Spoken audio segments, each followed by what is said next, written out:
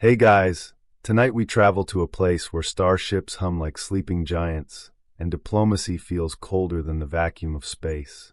The air tastes sterile on the galactic station Varela Prime, but something ancient is about to stir beneath its polished floors, something that can't be erased by law, logic, or interspecies protocol.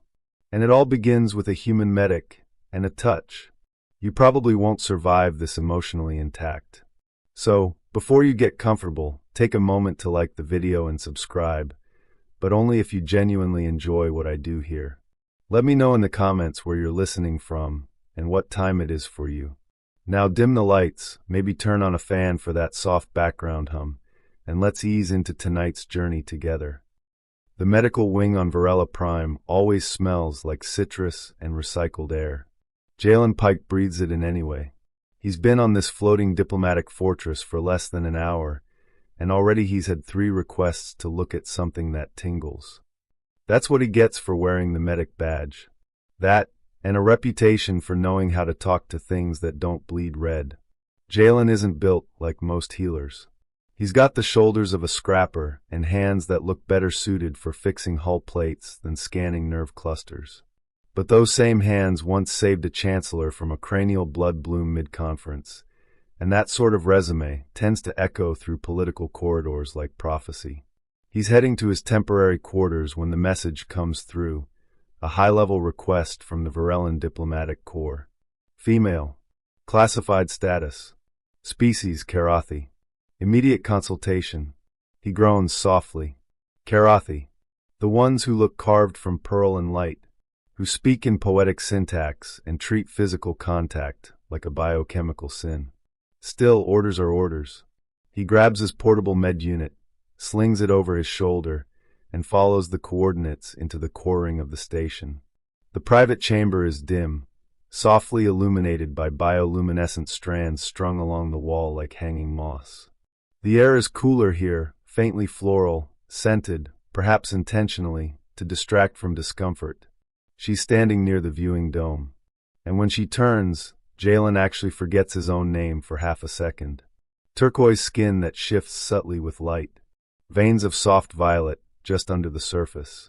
White gold hair bound in intricate coils that defy gravity. She wears a half cloak of translucent fabric, as if modesty was suggested but never enforced. The only thing more striking than her form is her stillness. Commander Jalen Pike, he says, unsure if he should bow or salute or just hold still and hope she doesn't vanish. She studies him with pale, gleaming eyes. No pupils, just shifting gradients like oil floating on water. I'm told you treat touch-based injuries, she says. Her voice is delicate but sharp, like glass being tuned by sound alone. I do, he replies, but I was under the impression your species doesn't engage in physical contact at all. She nods once. That is correct, but I believe I'm malfunctioning. Jalen blinks. Malfunctioning? My skin has begun, remembering things. He sets down the med unit gently. This isn't going to be a 10-minute stimpatch case. May I scan your neural layer? She hesitates. If you do, will it involve touching? Not necessarily, he replies. I can hover the sensors just above. A pause. Then, hovering may not be enough. Jalen narrows his eyes. You asked for human touch therapy, didn't you? She doesn't answer, but she does raise her hand and slowly unclasp her cloak, letting it fall to her sides. The glow from the dome highlights the long lines of her arms, the way her skin flickers subtly, as if reacting to temperature or thought. There's a shimmer along the base of her neck, like dormant circuitry waking in tiny pulses. My name is Ari, she says quietly. I'm heir to the Karathi Accord, and I need you to show me how humans interpret sensation. He almost laughs. Almost. But there's something solemn in the way she says it. Something that makes his stomach dip. Okay, he says gently, moving closer. Then I need you to sit. Ari does so, folding her legs with impossible grace. Jalen kneels in front of her, rolling up his sleeves. He starts with her hand, palms open, fingers lax. His touch is feather-light at first, but firm where needed. Skin cool to the touch. Slight tremors, like something beneath the surface is unsure whether to flee or lean in. What is this feeling? She asks, watching his hands move. Pressure. Friction. Heat. It echoes after you stop. Yeah, that's called memory. Skin can store it, just like minds do. She tilts her head. We were never told that. Jalen smiles just slightly. Humans touch everything because we forget too easily. Maybe your kind avoids it because you remember too much. He works a thumb gently into the center of her palm. She gasps, just a breath, but it vibrates through the dome like a prayer breaking surface tension. Was that pain? No, she says. It was something else. Outside, the stars drift in quiet orbits. Inside, the heir to a forbidden empire is learning how it feels to be human. Aries' hands remain motionless in Jalen's grasp, but something deeper has started to tremble. She looks down at where his thumbs move in slow, deliberate circles, pressing into the small tendons that frame the center of her palm. Her breathing, though subtle, is shallower than before. Not from panic, from concentration, as if her whole nervous system has rerouted to this single experience. You know, Jalen says softly, in some cultures, a palm is used to read the future. Aerie blinks. You mean divination? He nods. Lines etched from birth, each path supposedly revealing your fate. Of course, no science to it. But sometimes, believing is enough to make something real. She watches him a long moment. Karathi scholars would call that cultural delusion. And human poets would call it romantic. That earns the ghost of a smile. You're an odd mix, Jalen Pike. Medic, poet, technician. Don't forget massage therapist to alien royalty. Her smile fades, replaced by a look of faint wonder. Royalty, yes. It rarely feels like anything more than a duty carved into my DNA. Jalen moves to her forearm now, careful not to startle her. He uses slow, sweeping motions, working the muscles with light pressure. A biological detail catches his eye, faint ridges beneath her skin, almost like microcapillaries braided with translucent fibers. He's seen similar structures in old Alliance records, neural echo filaments. Forbidden tech, blacklisted during the contact wars. Your arm's unusual, he murmurs. Aerie tenses. You weren't supposed to notice that. I'm a medic. Noticing is half my job. Then you'll understand why I asked you here. These filaments, they store impressions. Like a kind of memory silk. Touch doesn't fade for me. It imprints. Jalen leans back slightly, processing. So when I touched your palm, you didn't just apply pressure, she says. You left residue, emotional and sensory resonance. I feel it looping, again and again. She brushes her fingertips along her own arm. The contact makes her flinch. You feel it now? Yes. I feel the kindness in your touch, the warmth. The human instinct to comfort. Her voice grows quieter. It's overwhelming. Jalen exhales slowly, settling onto the floor beside her. I can stop, if this is violating some kind of protocol. No, she says firmly. You mustn't. Outside the dome, a passing shuttle blinks in silence. Inside, a moment stretches taut with unsaid questions. Why me? He finally asks. There are entire fleets of Karathi physicians. You could have asked any of them. They'd report me, she says flatly, and treat me like a contaminated relic. She shifts, her hair catching the bioluminescent moss above. The truth is, I've been feeling these echoes for months now, ever since I touched a human artifact on a diplomatic visit to New Caledon. My body changed, quietly. Then last week, I brushed against an envoy's sleeve. She pauses, and I remembered how his jacket felt more vividly than I remembered my own mother's face. Jalen winces. That's poetic and horrifying. Is it? She asks, almost challenging. Or is it proof that our flesh carries truth better than language ever could? He leans forward, resting his forearms on his knees. I think maybe it's both. They sit in silence for a time, the ambient light casting slow-moving shadows across the glass dome. Somewhere behind the silence, a philosophical debate simmers, one still argued in the fringe forums of xenopsychology, whether memory is primarily a cognitive construct, or whether skin and nerve endings are the true storytellers of sentient life. Ari seems to know her answer already. Jalen begins to pack away the med unit, letting her have space. But as he rises, she reaches out. Not forcefully, just intentionally. Her fingers graze his wrist. He freezes. "Is it supposed to feel like this?" she whispers. "Like what?" "Like gravity, but gentler. Like falling, without fear." He doesn't answer right away, because that's exactly what it feels like. Instead, he turns his palm upward, and lets her place her hand into his. "Touch," he says softly, "is humanity's most dangerous form of language. We use it when words fail, sometimes to heal, sometimes to betray, sometimes just to say, 'I was here.'" Ari closes her eyes. Her breath slows again, but this time it's not panic. It's presence. She exhales a phrase in her native tongue, a melodic ripple of syllables that dances through the air like a secret. "What does that mean?" Jalen asks. She opens her eyes. "It means, let this moment be remembered by the body, not the mind." Outside, Varela Prime orbits on, oblivious. Inside, the room remembers everything. The moment lingers like a held breath, neither fading nor escalating, just present, like a bookmark in time only their bodies know how to read. Ari doesn't pull her hand away, and Jalen doesn't let go.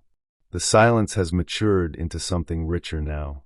Not awkward, not anticipatory, just full of knowing. Then the room sighs. It's the soft chime of the access panel. Neutral, quiet, but unmistakable. A coded override signal from station command. Jalen stiffens, instinct kicking in. But Ari barely reacts. She stands slowly, fingertips trailing from his hand like silk unthreading from a loom. "They'll be watching now," she says. "Everything in this chamber is recorded, except the dome's reflection layer." She gestures up toward the faint shimmer that coats the glass above them. "It blinds their scans. Just one of the indulgences they allowed me as heir. For privacy or illusion." "You think they know what just happened?" Jalen asks, standing. Ari tilts her head. "I think someone has always known. And I think they're hoping I cross a line." A long pause. "Have I?" He searches her face, so composed, yet so obviously unraveling at the edges. "I don't think that's a line," he says. "I think it's a choice." She smiles, but it's the kind that never touches the eyes. "Then let me make it again." She steps closer and lifts her sleeve, revealing the delicate, flickering tracery of neural filaments just beneath her skin. They pulse softly, soft white flashes, barely perceptible, like a heartbeat trapped beneath ice. "Touch here," she says. Jalen hesitates. "That's not just your arm, is it?" "No. It's where the echoes concentrate."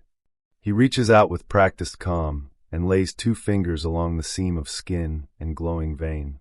The moment his skin makes contact, the filament lights flare, and Ari gasps. Not in pain, in recognition. Then, unexpectedly, he feels it too. A sensation that's not quite tactile, not quite emotional. A vibration in the memory of his fingers.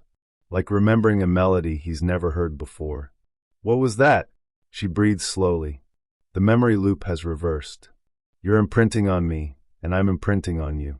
"I didn't think that was possible." She looks down at his hand still touching her. "Neither did I." Behind them, the dome reflects a warped echo of their shapes. 2 silhouettes surrounded by stars, blending at the edge where hand meets arm. There's a scientific debate, never resolved, about whether interspecies memory resonance is one way. Some say a brain must be designed to store sensory echoes. Others argue that intent is the only true carrier of memory. Jalen just became living evidence for the second camp. He lets his hand fall away. "We should stop," he says, though his voice lacks conviction. "I can't," Ari replies, trembling. "My body remembers you now.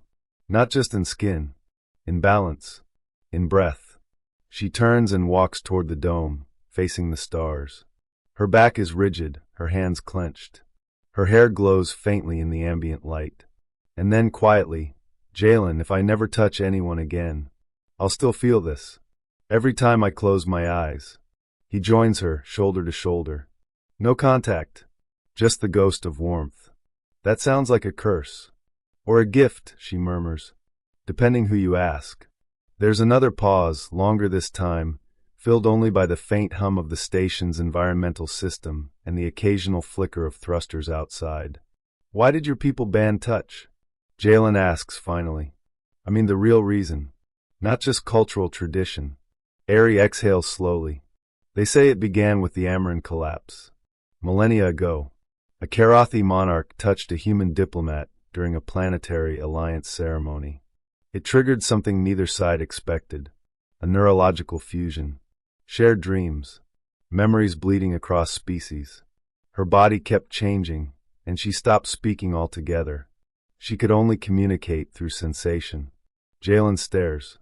And they feared it? They feared the intimacy. Because intimacy is unpredictable, and Karathi doctrine requires total containment of emotion. He rubs the back of his neck, processing that. So they wrote it out of law. And burned all records of the event, she says. Except for one. Ari turns to him, and for the first time, her eyes look afraid. I dreamed it. As a child. Before I ever touched anyone. Jalen's breath catches. You think you're descended from her. I know I am. My body remembers things I've never lived. Places I've never been. Languages I never learned. She lifts her arm again. The filaments glow brighter now without touch. Something's waking up, she whispers. And I think you're the key. They stand in silence again, but this time, the stillness is heavy. Charged. Outside the dome, the diplomatic shuttle bearing her father's seal approaches Varela Prime. Inside, a forgotten legacy just remembered its own heartbeat. The shuttle docks with a hiss and magnetic lock, its silhouette casting elongated shadows across the dome's curved interior. Jalen watches the shifting light play across Ari's face, but she's no longer looking outward. Her gaze is internal now, distant, sharpened with ancient echoes. She whispers, "They'll come for me now." Jalen's hand hovers near his medical case. Not for tools. For the emergency override on the door panel. What does that mean? Ari doesn't answer immediately. She walks to the wall-mounted control pad beside the viewing dome and swipes a sequence that makes the room's ambient light flicker into blue-tinted dimness. A security hush field activates, one of the station's diplomatic privileges. Privacy, she explains, for as long as I can buy it. A soft tone interrupts. Then a voice, stiff, male, formal. Princess Ari of Karathi Accord, this is Enforcer Varen. Your presence is required at the Central Consulate Hall immediately. By order of the Accord. Ari ignores it. Her expression hardens, jaw set like carved obsidian. Varen is the family's oldest enforcer. He doesn't speak unless they've already decided what happens next. Jalen checks the door. Still locked. But not for long. He steps closer. What are they afraid you'll do? She turns to him, the violet shimmer in her eyes brighter now. Remember. Another tone chimes, this one from the inner console of Jalen's portable med unit. A low-priority notification from the station's health grid, a gentle system-wide alert. He almost dismisses it until he sees the name attached. Subject of interest, Ari Velshale. Neural activity abnormal. External surveillance flagged for cognitive dissonance, unauthorized memory echo patterns. He blinks. They're monitoring your brain now, he says quietly. Ari doesn't even flinch. They've been monitoring my entire life. Thoughts, gestures, breath cadence. But they've never had reason to fear touch, until now. Suddenly the room hums. The dome's reflective layer trembles. A shimmer runs through the moss light. Then, just for a moment, a blip. A second-long flicker of static in the transparent wall. Jalen looks up. Did you see that? Ari nods slowly. They're trying to force visual override. The dome's beginning to let them in. Jalen walks toward her. Then we need to go. To where? I don't know, he admits. Somewhere you can remember without getting arrested for it. Ari takes a slow step forward. Her hand hovers over his chest, fingers inches from his shirt, trembling. If I leave this station, Jalen, I won't be Karathi anymore. I'll be exile. Disgrace. Flesh cursed with memory. He takes her hand. Then let's give your memories a better ending. Her breath catches, but she nods. Just as the door chimes again, Harder this time, more urgent. Final request. Open now or force access will be executed under Article 67, tactile contamination. Jalen looks at her. That's real. Only used once before, she says. When someone merged with an alien. Merged? Not biologically, she clarifies, neurologically. The first interspecies mind touch.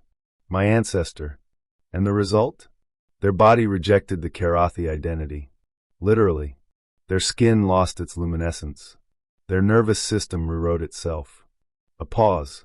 Some say it was becoming human. Jalen's gaze sharpens. And you think it's happening to you? I know it is, she whispers. And my father knows it too. Behind them, the door begins to hiss, locks cycling. No time. Jalen grabs his med unit, slings it over his shoulder, then holds out his other hand. No command. No plea. Just presence. She stares at his hand, at the scars across his knuckles, at the faint callus near his thumb where he always grips the scanner wand. Then she places her hand in his. They run. Down the back corridor, past the medical bay's sterile entrance, into the shadowed transit tubes reserved for diplomatic emergencies. No guards posted, because who would dare smuggle out a princess? The tubes echo with silence. Jalen's boots thud gently against the magnetic floor. Aerie floats more than she runs, the bioluminescent pulse beneath her skin growing stronger with each step. We're not heading to the dock, she says. Nope. Then where? To the lower habitat wing. Aerie frowns. That area is abandoned. Exactly, he replies. They descend through access panels Jalen once used to treat injured station engineers. Through climate regulation chambers, into the old Karathi orchidarium, a garden grown centuries ago for their first diplomatic summit, now overrun with glowing spores and forgotten flora. They step through the ferns, which react to their presence with soft hisses and bursts of pollen. Jalen activates a local silence field, just enough to mask their biosigns. Aerie turns to him. Why here? Because the station doesn't think in plants. It thinks in wires and doors and hallways. She touches a glowing orchid. It curls toward her hand. What now? He looks at her. You said your body remembers, right? So let it lead. Wherever it goes. I'll follow. She closes her eyes. And listens. Inside her, memory pulses not in thoughts, but in warmth and skin, and the phantom of a human hand against hers. The orchids sing when touched. Not in any way humans can hear, of course, but the Karathi can. Their skin doesn't just feel, it interprets. Each blossom's tendril releases a faint, bioluminescent pulse, a vibration of encoded light that moves along the dermal nerves like a secret message. Aerie walks slowly through the overgrown garden, barefoot now. The moss-covered stones beneath her feel damp with condensation, grounding her in sensation. Memory stirs in waves. Not hers. Older. She stops beside a silvery vine coiled like a spiral shell. This plant is extinct on our worlds. Jalen follows close behind, ducking under a drooping canopy of ferns that glimmer faintly with bioheat. What's it doing here, then?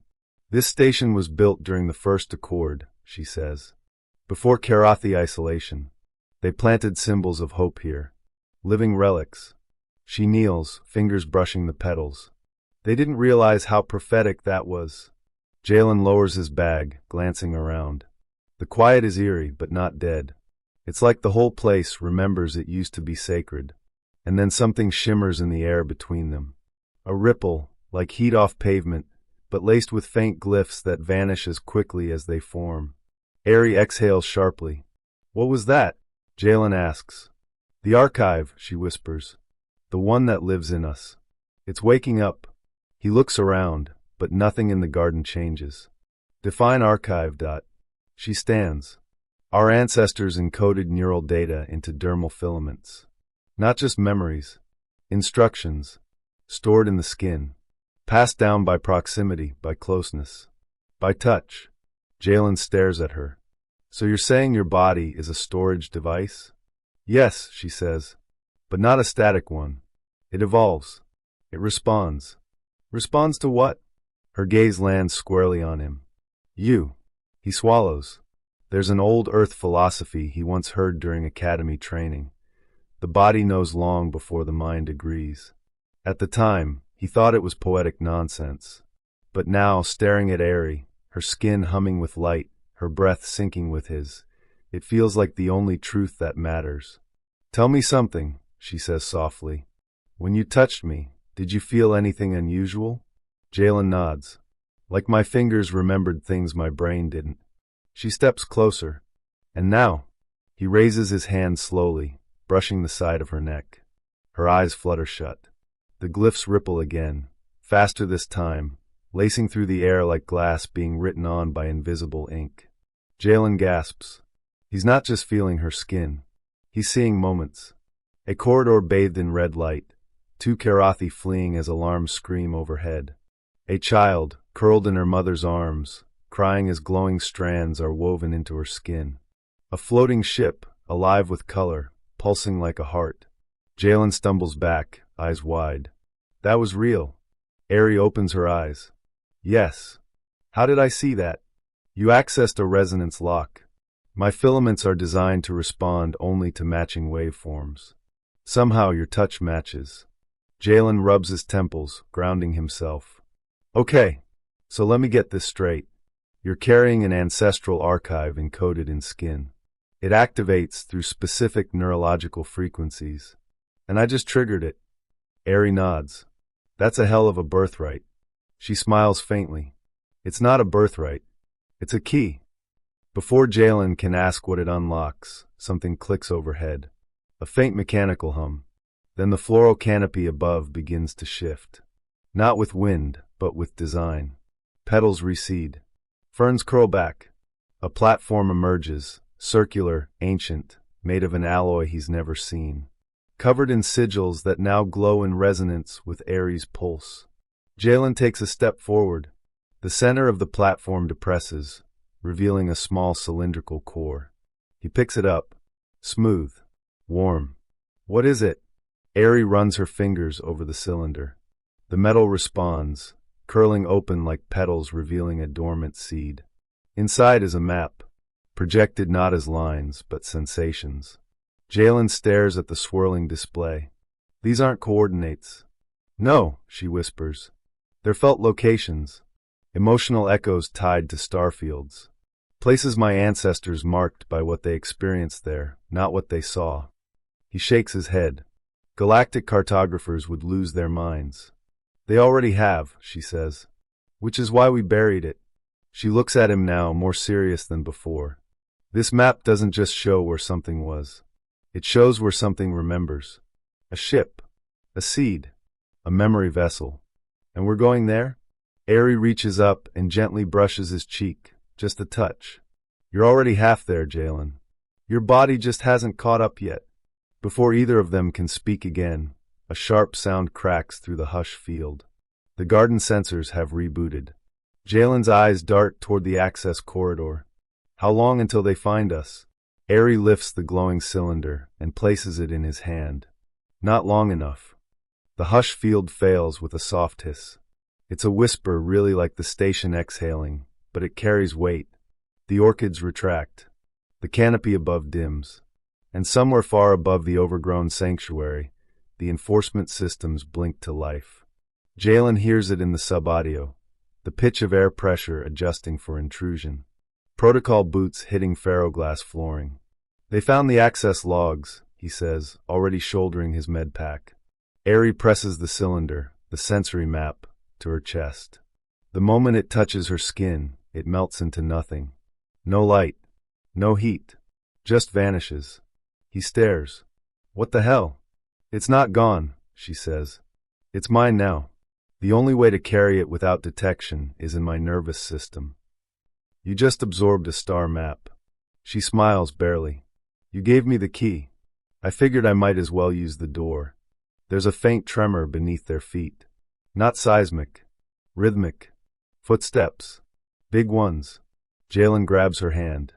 "We can't outrun them." "No," she says. "But we can outthink them." She gestures toward the back of the orchidarium, where tangled roots descend through what looks like a collapsed irrigation shaft. "Maintenance duct," Leads to the outer habitat ring.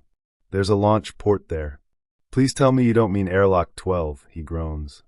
Do you know another hidden launch port on this station? No, he admits. But that one's sealed. Not for me. They run. The duct isn't wide enough for comfort. Jalen moves in a crouch, bracing against the slight incline, while Aerie glides ahead like someone who's memorized every bend. The walls are warm with root structures, and for one fleeting moment, Jalen wonders if the plants remember them passing. He considers the possibility seriously.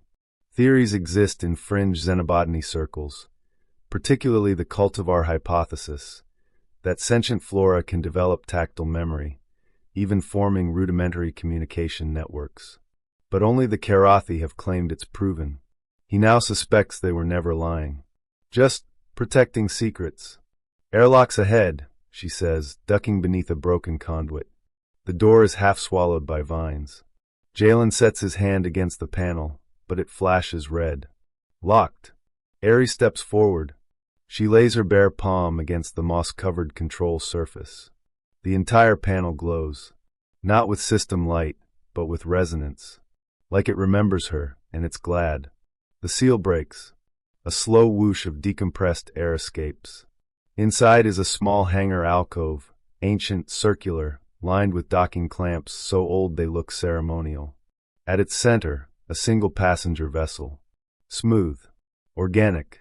Like bone polished by centuries of motion. Is that Karathi?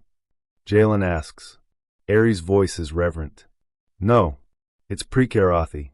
They step into the bay together. The ship awakens. It doesn't power on, it blooms. Panels unfold like petals, revealing a central core that hums and tones Jalen feels more than hears. Lights ripple across the hull, like bioluminescence tracking a heartbeat. This is not a ship, he murmurs. It's alive. And it remembers me, Aerie whispers. She presses her hand to the entry crest. The vessel opens like a breath exhaled in trust. They step inside. It's not a cockpit. Not really. The interior is soft-lined like flesh and velvet, warm and pulsing with quiet energy. Tendrils of light slither across the walls, forming no recognizable interface. Jalen frowns. How do we fly it? Aerie places his hand over the central column, a raised, spiraled structure at chest height. The moment their palms press together, the ship reacts. The floor pulses. The walls ripple.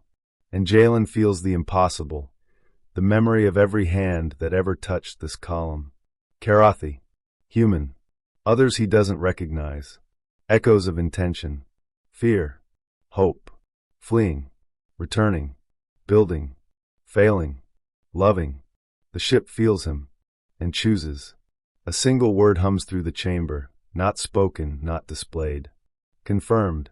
Then the ship rises. No thrust? He asks, stunned. Aerie's eyes glow softly. It moves by resonance. It follows memory trails. How do we steer it? By remembering the right thing. Outside, the launch bay's secondary gate grinds open, roots unfurling from its hinges. No alarms. No defense systems. The station itself yields. They're going to trace us, Jalen warns. They'll try, Aerie replies. But this ship isn't listed anywhere. It's not just cloaked, it's forgotten. Jalen looks through the viewing membrane as stars slide into place. Where are we going? Aerie touches her temple. To the place the filaments remember. To the ship's origin. And after that? She turns to him, her expression unreadable. That depends what we find inside me. The ship hums louder, and vanishes into the stars, riding not on fuel or thrust, but memory alone. The void around them is pure, no comm signals, no station beacons, no traces of Alliance travel corridors. Just the ship's soft hum and the stars, infinite and unknowable. Inside, the air is warm and tastes faintly of sea salt and iron, like the memory of an ocean Jalen's never seen. How far are we from the station? He asks, scanning the rippling surface of the ship's translucent hull. There are no instruments here. No panels. No navigation lights. Just the occasional pulse of soft color, reacting to thought. We're not far in space, Aerie says, seated opposite him on a low, curved bench that emerges from the floor like bone grown for comfort. But we're far in time. Jalen frowns. Time? Not in the way humans measure it, she says. The ship doesn't travel by speed. It travels by neural concordance, memory density. The stronger the imprint, the faster it moves. That shouldn't make sense, he mutters. But it does, Ari replies gently. Because you make sense to it. Jalen looks down at his hands, scarred, calloused, human, and feels something stir beneath his skin. A slow, gentle pressure, as if the ship itself is still reading him. You said I was the key, he says. But I don't even know what I opened. Ari stands and walks slowly toward him. Her bare feet make no sound on the living floor. She kneels beside him, placing one hand just above his heart. You unlocked the archive, she says. You touched me with intention. That's the difference. Karathi trained to numb their skin. We learn to feel without storing. But you, her voice softens. You meant it. Your touch carried no pretense. Just care. And in doing so, you activated the full sequence. Jalen swallows. What happens now? A soft chime echoes through the ship. A pulse of gold light ripples outward from the column. Ari glances toward it. We're close. To what? She doesn't answer immediately. Instead, she walks to the center of the room and places both hands on the column. The room changes, feels different. The soft light shifts to violet blue, cool and deep. The air hums in low, rhythmic waves. A projection forms, not a hologram, but something denser. More felt than seen. A memory made visible. It's a world. Jagged, ringed with green gas and shattered satellites. Not on any official star map, Jalen knows. The surface is a ruin, metal hulls overgrown with vines. Massive structures half sunk into oceans. A graveyard of ships. And above it, orbiting gently, a second version of their own vessel. Jalen stands. Is that? Yes, Ari breathes. It's twin. The original seed ship. She walks to his side, staring through the projection like it's sacred. This place, we call it Arishal. The Lost Moon. Jalen whispers the name. It feels ancient, heavy, real. I thought Arishal was myth, he says. A ghost world. The Alliance archives. Were never given access, she finishes. Arishal was sealed after the memory sundering. I've never heard of that either. No one outside our bloodline has. Jalen turns to her. You said inside you was something more. Something hidden. Ari nods. A code. Genetic, yes, but also emotional. Tied to the Karathi prime line. Only one descendant per generation carries it fully. And when that person activates the map, she steps closer to the projection, and the image zooms in, focusing on a circular temple near the planet's equator, half sunk into a glowing marsh. They must return home. You mean this is your actual home world? No, she says. It's our origin. Our first attempt at what we wanted to be before we were forced to become what the galaxy demanded. A pause. We called it the place of remembering. Jalen stares at the temple, moss-covered, cracked, yet pulsing faintly with light. It's beautiful. It's dangerous, she says, because it's pure. Outside the ship, the orbit tightens. The projection fades, and they feel the motion, downward, inward, a gentle pull toward history. Jalen sits again, suddenly aware of how heavy his own thoughts feel. There's a theory, he says quietly, that all species carry not just genetic memory, but spiritual echo, patterns we don't understand but instinctively obey. We call them myths or gut feelings. But they might be leftover blueprints from before we even had words. Ari smiles softly. Galactic scholars still argue about that. But our ancestors didn't. She turns to him. They knew we were designed to remember each other, not just ourselves. The ship shudders gently. Descent has begun. As they fall toward the surface of Arishal, Jalen can't help but feel as if the ship is preparing him, not just the landing. The memory inside Ari is calling out. And somewhere on that forgotten moon, something old is about to answer. The ship lands with a silence so complete, it feels reverent. No hiss of thrusters. No jolt or gravity shift. Just a slow sigh as the living hull melds with the soil of Arishal, as if the planet had been waiting to hold it again. Outside, the landscape pulses faintly. Glowing marsh reeds sway without wind.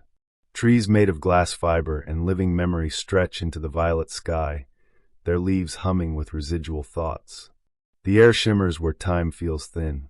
Jalen steps down onto the spongy surface, his boots sinking half an inch into what looks like moss but reacts like neural gel. The ground is warm, alive. Ari follows barefoot. Her feet leave luminous prints behind her, each one pulsing, then fading, as if the planet is recognizing her and letting her pass. Why do I feel like I'm trespassing on something sacred? Jalen whispers. Because you are, she says gently, but not unwelcome. They walk in silence toward the temple.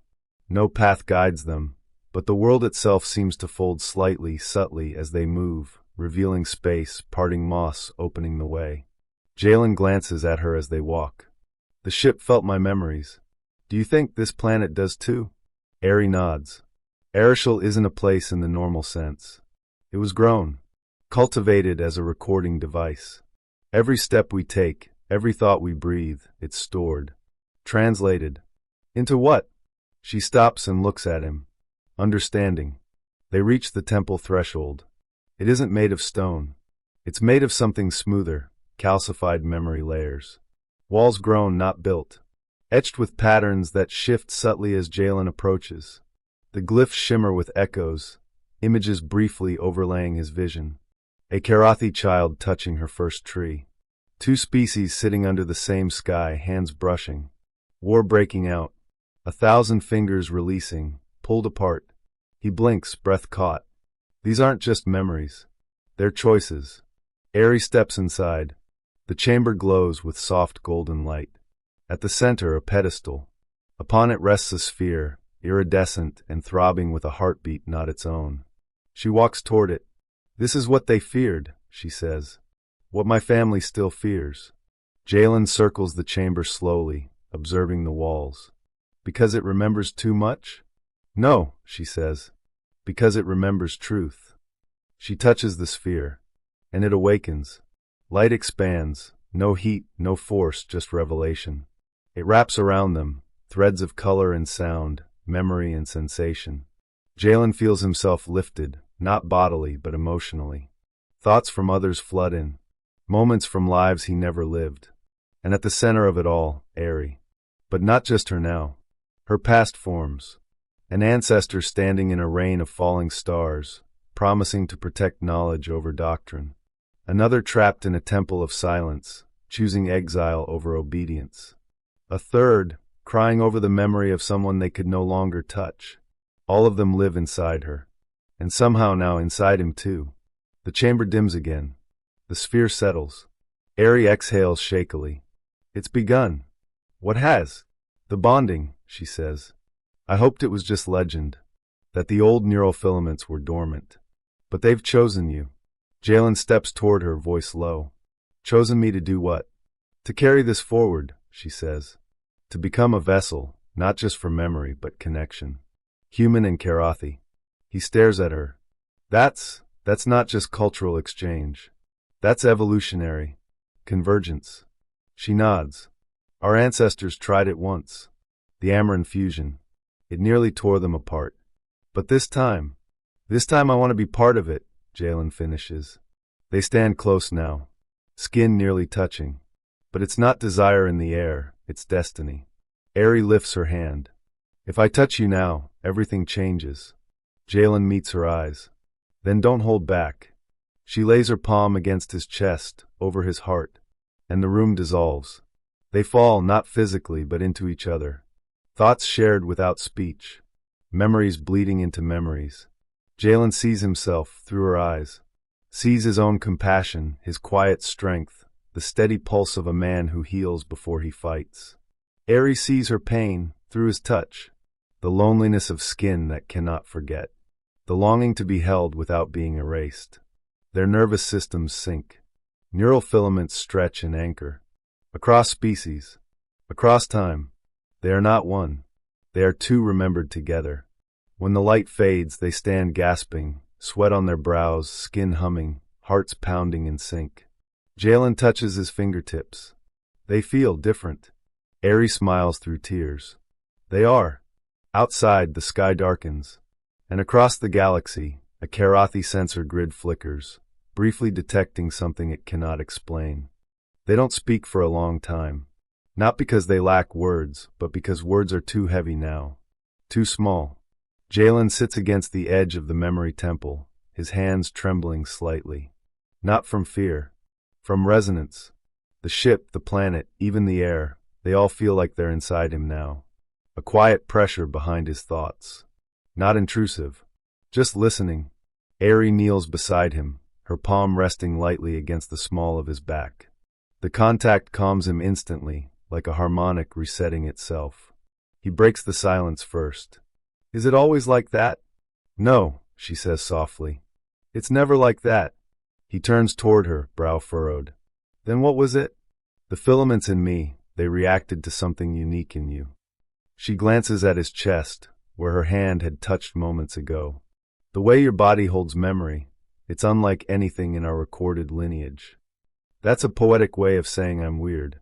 She laughs, a real one, light and unguarded. No, that's a poetic way of saying you're human. Jalen leans his head back against the cool curve of the temple wall. So what now?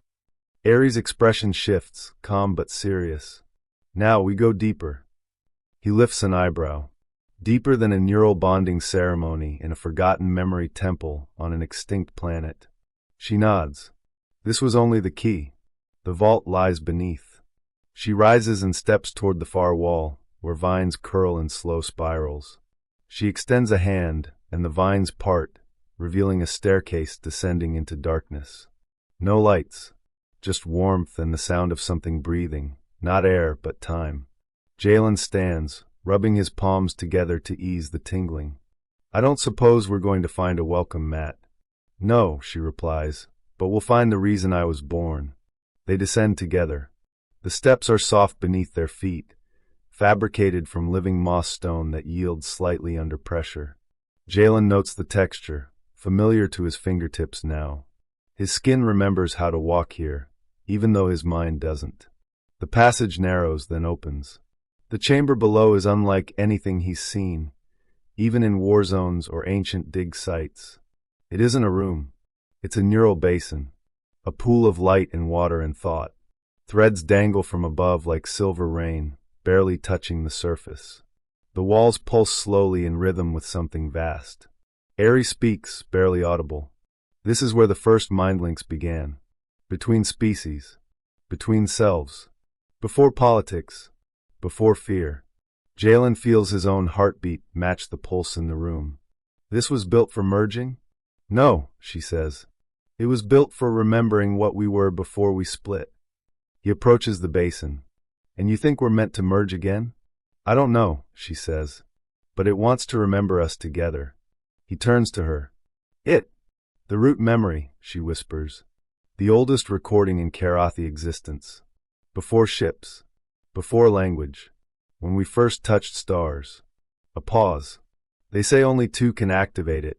One Karathi with open mind, and one human with open heart. Jalen smiles faintly. Let me guess, it's never worked before? Not without damage, she says quietly. Some went mad. Others forgot who they were. He stares into the liquid light. And if I lose myself? Airy steps closer, placing her hand over his. Then I'll remember you. They step into the basin together. At first, it's just warmth. The sensation of being held by something immense but gentle. Then light coils around them, thousands of threads, brushing their skin, sinking into nerves. They don't drown. They dissolve. And in that shared neural sea, they see it. The first touch. A human hand reaching out, not in war, not in need, but in wonder. A Karathi palm meeting it. Not grasping, just resting. In that moment, memory was born. Not in data, not in numbers. In trust. The root swells with that memory, multiplying it, showing them every failure that followed, not as punishment, but as context. And then it shows possibility, a hybrid future, where species don't just exchange knowledge, but merge empathy, where wars aren't won, but remembered differently. where sensation becomes understanding. They surface together, gasping, wet with memory, breathless from vision. Jalen clutches the edge of the basin. It wants to evolve us. Aerie stares into the pulsing walls. And we just gave it the pattern to begin. Footsteps echo faintly above. Real ones. They've been followed. Aerie's expression hardens. If they erase this place, they erase our chance to change. Jalen stands, every nerve still humming with shared resonance. Then we defend it. Above, the door begins to open, and the ancient planet listens, waiting to see who still remembers. The hatch grinds open with a slow, guttural scrape, ancient metal protesting every inch. Jalen is already moving, not by reflex, but by alignment. His body feels synced to something deeper now. Not just muscle memory, but meaning. His fingers find the edge of the pedestal near the basin, and pull up a long, curved rod embedded with dormant glyphs. It hums in his hand. He doesn't know what it is, but the rod knows what he is. Aerie steps beside him, luminous skin glistening with the last of the neural water. Her breathing is calm, though her eyes are sharp. They both hear it before they see it. Boots. 5 pairs, maybe 6. Standard Alliance tactical rhythm. Not Karathi. Not fully human either. Mercenaries, Jalen mutters. Probably bought by the royal house. Privately armed, off-book. Aerie doesn't respond. She's listening, not to the sounds of the hallway, but to the room. To Arishal. The walls pulse once. Then again. They're trying to override the planet's memory field, she says. To blind the room before they enter. If they succeed, Jalen nods grimly. They won't see us. They'll just erase us. He steps forward, lifting the rod. The glyphs ignite. Light spreads up his arm, spiraling across his shoulder like a fast-growing tattoo. The light pulses match the rhythm of Aerie's breathing. She sees it and smiles. The sentinel accepts you. Good, he says, rolling his shoulder, because I'm about to use it very irresponsibly. The first figure enters. Fully armored. Smooth matte plating. No insignia. The kind of design meant to ensure deniability if things go wrong. Jalen hurls the rod forward, not as a weapon, but as a command. The sentinel strikes the floor in front of the intruder and explodes in a pulse of kinetic light. No heat, no shrapnel, just force. A sonic ripple throws the attacker back into the corridor, armor sparking. The other mercs hesitate. Too late. The walls respond. Arishal doesn't fight with weapons. It fights with memory, and the chamber remembers fear. Vines retract from the ceiling, revealing nodules that glow with pure emotional resonance. Ancient defense systems designed to target neural centers, not bodies. The intruders scream, dropping to their knees as the room pours their own worst memories into their skulls. Jalen's breath catches. What's it doing to them? Showing them themselves, Aerie replies. But amplified, reflected. It's not torture, it's truth. One merc manages to raise a pulse rifle. The blast fires, but bends midair. The neural basin redirects it, sending the energy harmlessly into the wall.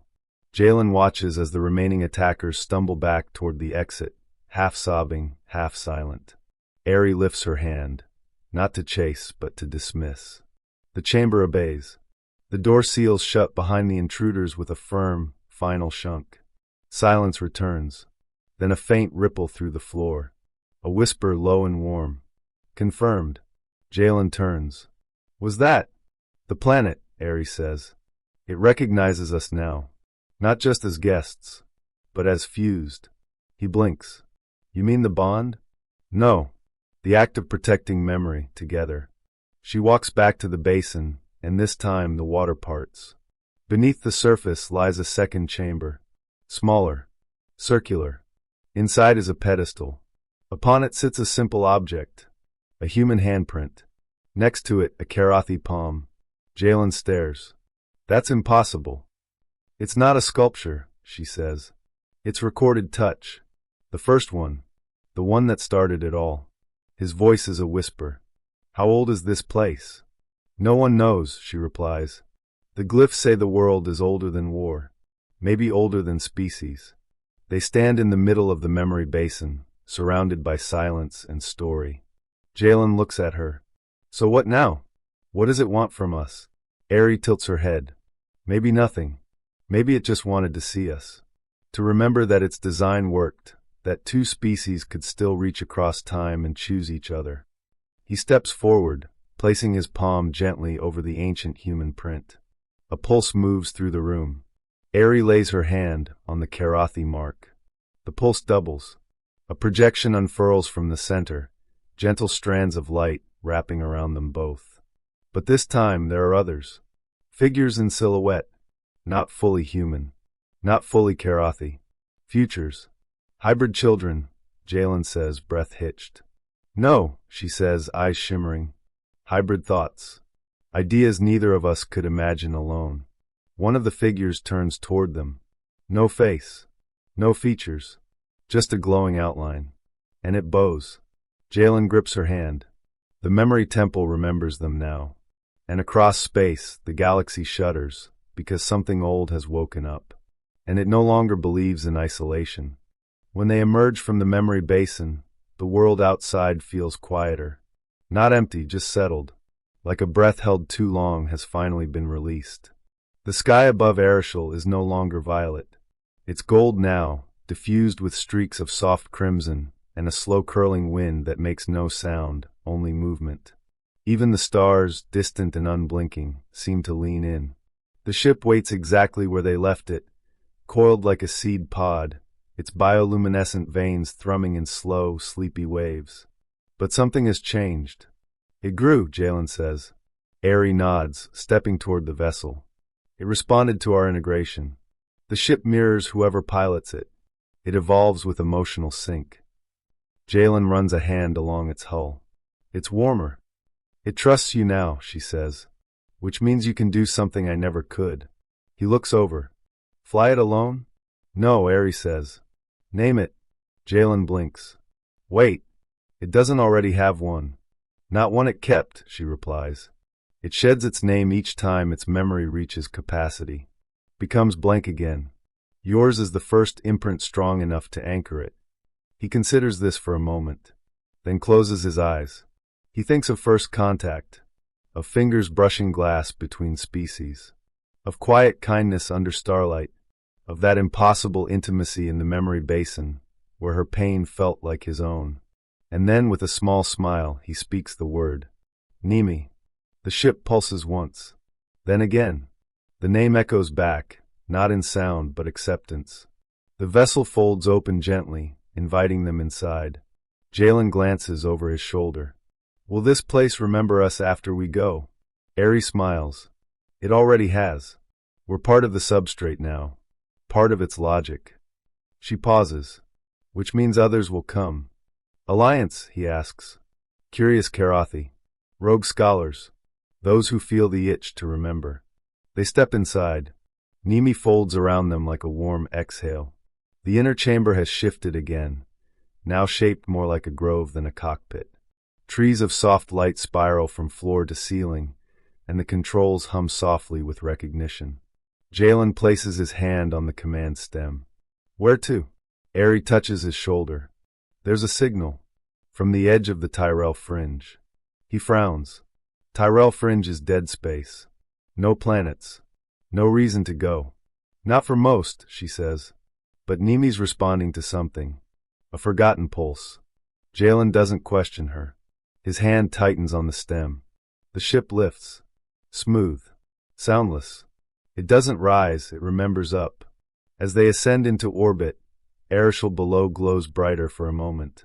A single ring of light encircles the memory temple like a halo before slowly dimming back into the moss-colored land. Inside the ship, Ari leans back against the wall, watching Jalen work. You're different now. He glances over. Since the basin? She nods. You hold memory differently. I feel it, he admits. Like echoes just beneath the skin. That's the price of the bond, she says. You'll never be untouched again. Every pain you see will brush against the part of you that remembers mine. Jalen's hand stills. I'm okay with that. A pause. Then her voice softer. Even if it grows heavier over time? He nods once. Especially then. The ship turns, stars reorienting as Nimi prepares for jump. No hyperspace rings, no blinking drive indicators. Instead, a quiet expansion of light from the central column. The chamber dims like a heartbeat slowing. Then, nothing. Then, everything. Jump complete. They arrive at the edge of the Tyrell fringe. No systems. No satellites. Just one massive, drifting hulk of metal, old, pitted, covered in lichen-like corrosion. Not a station. Not a ship. Something in between. A ruin. A cradle. Jalen whispers, "What the hell is that?" Ari doesn't answer at first. Because something else answers for her. The ship pulses. Origin. The signal comes again, low, mournful, ancient. Not in data or audio. But emotion. Loss. Grief. And something older than either of them. A memory left behind with no one left to carry it. Ari places her hand on the wall. Nimi wants to dock. Jalen exhales slowly. Then let's help it remember what it lost. The docking process is silent. No clang of metal, no hiss of pressure. Nimi simply connects, like a tendril returning to its root. As if this derelict structure, this drifting cathedral of decay, was once part of the same body. As they cross the threshold into the ancient vessel, the light around them dims, not due to power loss, but intentional design. The corridor walls ripple faintly with age-worn light bands, like veins under translucent skin.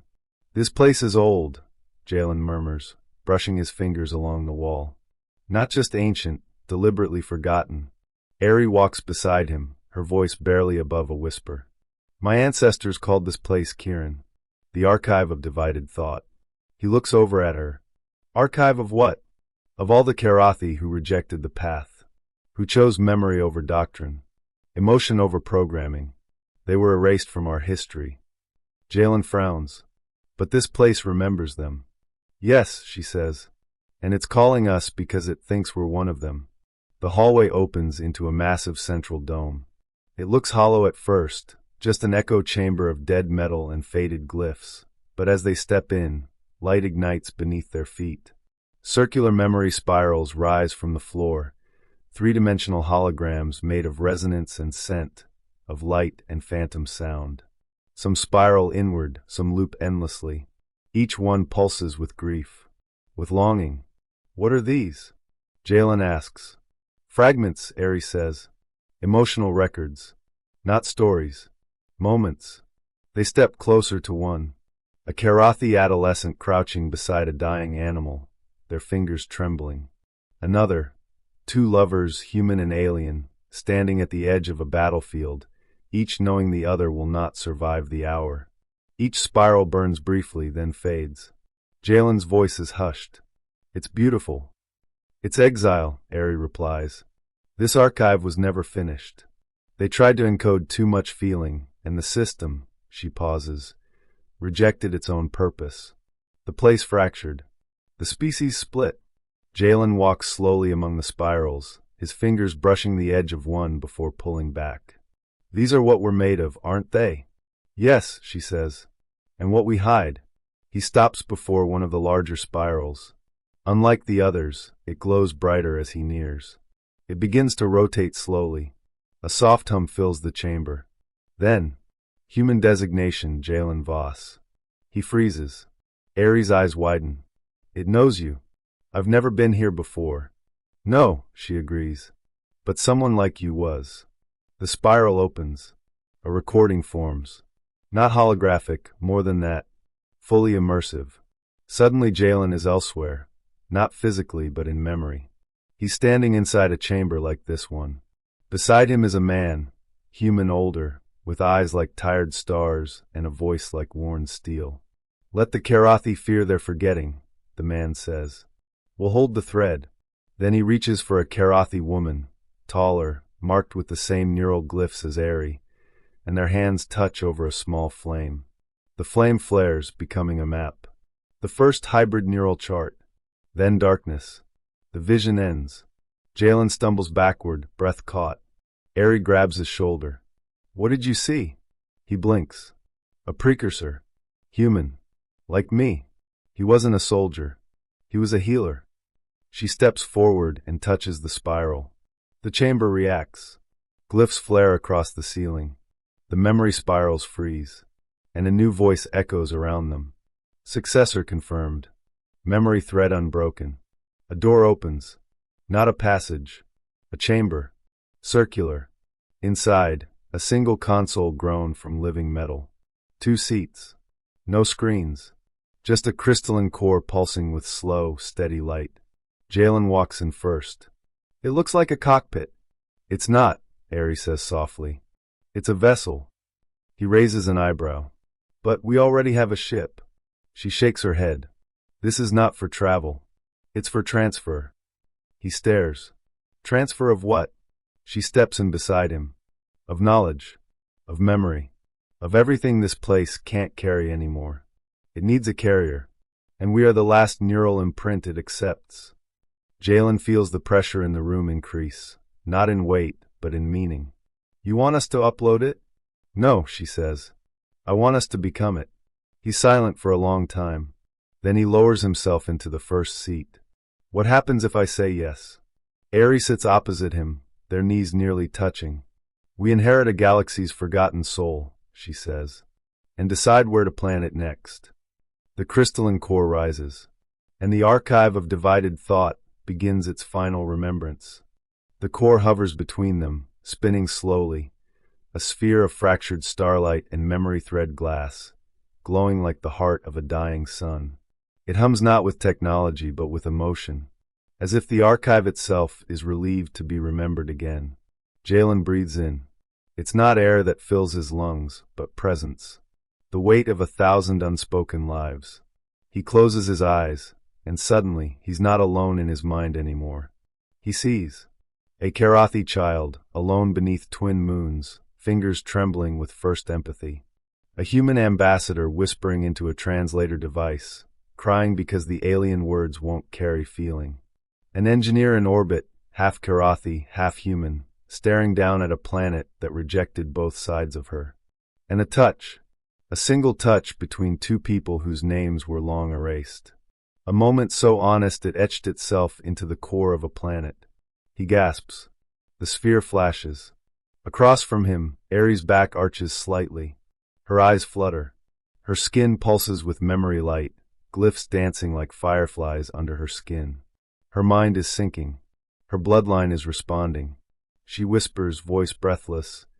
They tried so hard to keep feeling and knowledge separate. And it broke them. Jalen opens his eyes. His voice is quiet. And now we put them back together. The core reaches out, thin filaments of light extending like spider silk. One touches Jalen's forehead. Another rests gently over Aerie's heart. Pain flares, but only for a moment. Then, peace. The chamber fades, not into blackness, but into color. Not into silence, but into memory sound. Whispers of forests, oceans of thought, thunder made of loss. All of it pours into them, not crushing but layering. Their neural patterns adapt. Nimi connects remotely, echoing their imprint back into the archive. The ship becomes a vessel of its own, synchronizing its systems to receive the transfer. It is not just information, it's intention. The archive's voice fills their minds now, calm, ancient, full of both grief and gratitude. You have touched what was not meant to be touched, remembered what was forbidden, loved what could not forget. You are worthy. Jalen breathes out. Then it's done. No, Aerie says. Now we have to carry it. The core pulses once, thank you, then lowers, dimming gently. Outside the vessel, the derelict begins to shudder. Self-destruct? Jalen asks quickly. No, she replies. Shedding. It no longer needs the shell. It's inside us now. He rises, but he feels heavier. Not in body and soul. Every step forward echoes with the pressure of stories not his, of griefs that don't belong to him, but have made a home in his chest. Aerie places a hand on his back. We'll carry it together. They exit the chamber. And the archive begins to collapse. Not violently, gracefully. As if turning to ash. Spirals of memory light lift upward like petals on the wind, drifting toward Nimi's open hatch. The ship hums in welcome. The final gift enters her neural web. They step aboard. Inside, Nimi has changed again. The interior is wider, richer. Moss lines across the walls now pulse in 3 shades: human, Karathi, and a new tone neither of them recognize. Jalen rests a hand on the command stem. How much of us did it keep? Eri meets his gaze. Everything it trusted. Nimi pulses once, then whispers, not in words, but in reminder. It shows them the image of that spiral from earlier, the hybrid figure that bowed. Jalen swallows. That's our job now. Not to command, not to conquer. To remember, Eri says, and to offer memory in places where history is broken. They set coordinates. No star maps, no directives, just a direction. Toward suffering, toward the forgotten, toward places that need to feel known. Nimi lifts, silent and light. Below, the last fragments of the archive scatter across the void, leaving behind only a single whisper on all frequencies. We loved once. We can love again. The first planet they visit doesn't have a name anymore. It was once a colony, a collaborative experiment between 3 species, none of which remain. Now it's dust and wind, broken glass domes and shattered monuments to hope. But as Nimi descends through its storm-choked sky, Jalen feels something stir. Not pain, not danger, just waiting. He and Eri step out into the wreckage. The atmosphere is thin but breathable. The buildings have long since collapsed, but the core infrastructure remains buried, humming faintly beneath meters of sand. It's like a graveyard, Jalen murmurs. No, Eri says, running her fingers through the dust. Graveyards are places of rest. This is a forgotten vow. Nimi pulses gently from above. They follow its signal to a tower base half submerged in soil. Inside, a black box still blinks weakly, its battery corrupted but its data crystal intact. Jalen kneels, brushes off the sand. Shouldn't be running after all these cycles, he mutters. Feel it, Eri says, placing her hand over his. It's not tech that's preserving it, it's meaning. They activate the crystal. A projection flickers to life. 3 beings, 1 human, 1 insectoid, 1 crystalline, standing in a circle. Each offers a token to the others, a seed, a song, a memory. Then static. The signal decays. But Nimi has already seen enough. The ship's walls begin to hum with that exchange, rendering it not as an image, but as a ritual. The memory core replays the exchange as sensation, heat, rhythm, breath. And then, Nimi does something unexpected. It replants the memory. Jalen watches as the air shifts. Along the dusty wind, patterns begin to dance, faint glowing lines curling like vines from the soil. Memory filaments emerge, wrapping the broken colony structures in soft light. It's not repair. It's reminder. They'll see it now, Eri whispers. Anyone who comes after. They'll know someone once cared here. Jalen feels something tighten in his chest. We're not just observers anymore. We never were, she replies. We are keepers. They lift off in silence. Over the next several days, Nimi leads them to worlds that never made the charts. A moon where time pulses unevenly, and a single poem loops in a ruined monolith. A station lost between dimensions, its AI still whispering lullabies to crew members long disintegrated. A field of satellites orbiting a sunless gas giant, all tuned to the same final question. Did we matter? Each time, Jalen and Eri don't fix anything. They witness. They touch. They remember. And Nimi leaves a trace. A signature only the forgotten can sense. Soon, rumors begin to spread. Among outposts and fringe travelers. Of a ship made of light and song. Of a man and a woman who never speak unless asked, but whose presence stirs old griefs and heals in ways no medicine can explain. Of voices returning in dreams, long-dead ancestors whispering, it's okay. They remember us now. One night, orbiting a planet where the seas glow with memory residue, Jalen stands alone at the viewport. Eri joins him, silent. They call us ghosts, he says. Let them, she replies, resting her head on his shoulder. Ghosts know how to linger. He smiles. Sometimes I wonder if we're still real. She lifts her hand, places it against his chest. His heart beats steady beneath her touch. You're real where it matters, she says. In the places we leave behind. He closes his eyes, listening to Nimi's soft breathing through the walls. There's one last world calling. A signal buried so deep, only a ship that remembers everything could hear it. They set course. No words. Just a destination. And the quiet weight of stories still waiting to be held. The signal draws them toward the edge of known space, beyond mapped constellations, past the skeletal remains of forgotten jump gates, into a starless gulf the navigators once called the Lapse. No vessels travel here. No maps mark the void. It is a place where orientation fails, where even light seems reluctant to linger. Nimi doesn't hesitate.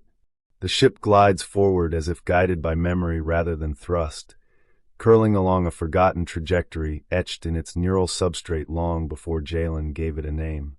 Inside, the silence thickens. Jalen and Ari sit side by side, the command stem idle between them, hands not moving, not needing to. The ship flies itself now, guided by something deeper than coordinates. What is this place? Jalen asks. Not a place, Ari murmurs. A remnant. The signal intensifies. Nimi shifts course, descending toward a massive structure half embedded in what appears to be a collapsed moon. A black obelisk rises from the debris, humming with harmonic echoes, 12 layers of resonance all overlapping, all just out of phase. The ship locks to the obelisk like a magnet to lodestone. They disembark. No atmosphere. No light. Still they breathe. Still they hear. Not with ears, but with nerves. The obelisk speaks. Error, legacy thread severed. Last recorder missing. Resume. A pause. Jalen steps forward. Yes. The air shivers. Not wind. Not vibration. Time. Suddenly, they're inside the obelisk, though they've taken no steps. The interior is infinite, mapped with holographic constellations that move as if exhaling, memories shifting like tectonic plates. In the center, a seat awaits. Empty. Waiting. This was a recorder's post, Ari says softly. The final one. The burden passed from vessel to vessel, keeper to keeper. Jalen looks around. So what happened to them? A whisper in his mind, they forgot to share. The truth drops heavy. The last recorder carried everything. Too much. And in protecting memory, they became separate from it. A caution. A cost. Jalen walks to the chair. But doesn't sit.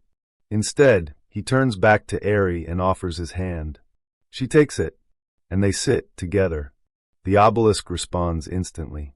Recorder pair confirmed. Dual sympathetic access granted. Light floods the chamber. Not bright, gentle. It wraps around them, opening the final thread, the first ever human/Karathi hybrid log. Not words. Not symbols. Sensations. Their first touch. The memory basin. The dance of pain and memory in Nimi's core. The archives collapse. The replanting of grief in places no longer known. All of it spirals outward, looping into the galactic network like the soft chime of a forgotten bell. Not a call, a reminder that somewhere out there, someone still remembers what it means to feel, to hold, to carry. The obelisk pulses once more, then fades, its purpose complete. Outside, the lapse shimmers faintly, and for the first time in recorded history, light breaks across its starless sky. Not sunlight, not fusion, but acknowledgement. The universe doesn't forget because of age. It forgets because we fail to share. And now, someone is sharing again.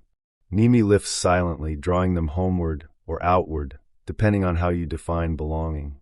As stars reappear ahead of them, Jalen turns to Ari. We did it. She nods. We began it.